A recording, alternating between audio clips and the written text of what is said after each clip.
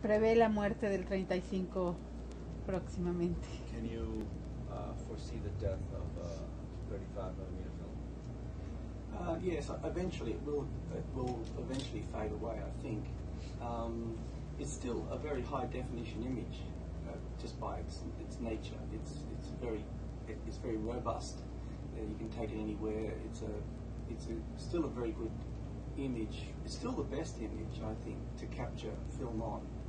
A really good 35 millimeter is still the best image.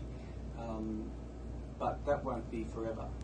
The digital will take it over, and when it takes it over, now when does that happen? I would say maybe 10 years, but that's a guess. And I'm sure everybody's working on getting better, unless they come up with some better film, with something that's better than what we have already. And every 3 years we get a completely new set of films. They change all the time. Everybody thinks film just stays the same. It doesn't. It's always evolving. And Kodak have just brought out a whole new series of films. Fujifilm stock is now absolutely superb. Like, no hesitation to shoot on Fujifilm. It's a lot cheaper too, which is helpful, particularly if you're shooting say Super 16. The Super 16 Fuji stocks are fantastic. Pero comenta que sí, eventualmente desaparecerá el 35 milímetros, que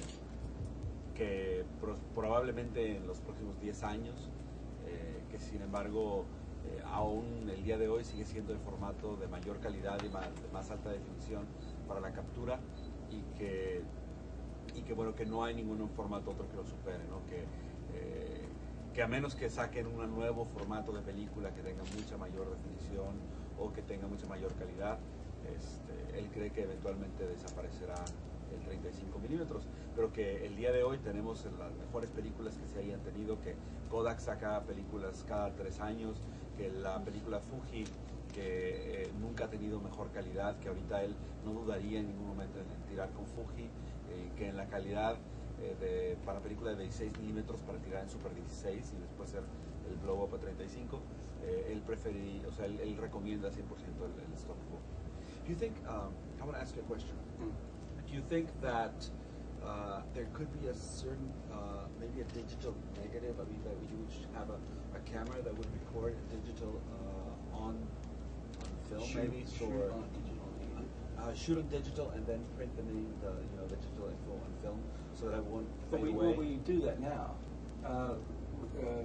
It doesn't matter what a film is captured on, whether it's on film or 16 mil or these cameras.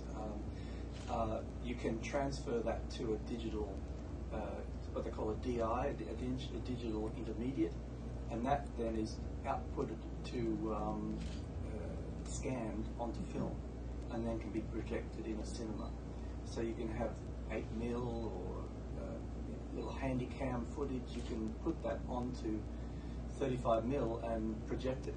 This is the main reason for this is because the cinemas have not changed their projectors over to digital projectors.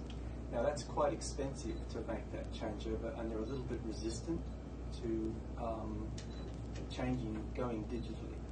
They will eventually go digital, and I think in the next 5 to 10 years you'll start to see a bigger change. So by the end of 10 years, and maybe 15 years, everything will be digital projection.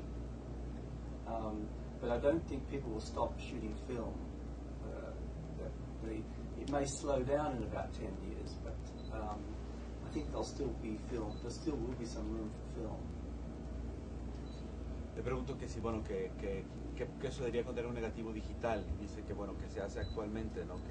Que el video y lo que se filma en alta definición se puede transferir a un negativo digital y a partir de ahí hacer copias para proyección.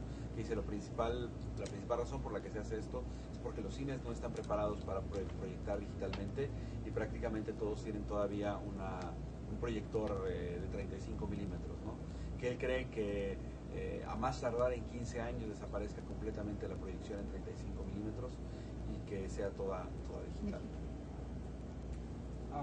Two questions. Question one, I'm going to take this.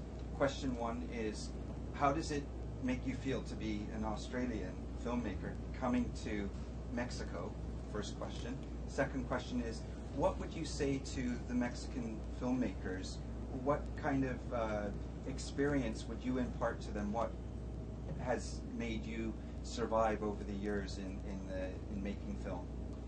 Well, firstly, I'm extremely flattered to be asked to come to Mexico to be at this festival. It's been a wonderful experience, and I've not been to a festival before, so in this position, I'm usually sitting out in the audience, and it's been just fantastic, and I've met some wonderful filmmakers and cinematographers and people connected with festivals around the world, and it really is to see such an international gathering here in Monterrey is really fantastic. Probably the thing I could say most to Mexican filmmakers is to tell their own story. People want to be entertained, and they want to go into a theatre and the lights go down, and they don't want to see the thing they've just walked in from outside to off the street. They don't want to see that street then brought back into the cinema. They want to see somebody else's vision, somebody else's dreams, and allow yourself to have the big dream. You've got to have a big dream in your life and make your pictures about those big dreams. Le preguntan que bueno que cómo se siente ser un australiano invitado a un festival en México, y segundo que qué tiene que decirles a los cineastas mexicanos.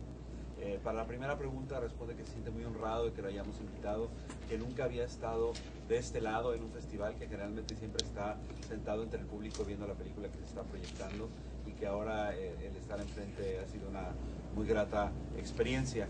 Y la segunda pregunta fue que le recomendaría a los cineastas mexicanos, y él dice que bueno que hagan su película a su sueño, ¿no? Que la gente no quiere ver cuando entra al cine y se apagan las luces de lo que acaba de venir afuera, que quiere toparse con los sueños de otra persona. Entonces que lo que él recomienda es que cada quien plasme su gran sueño en una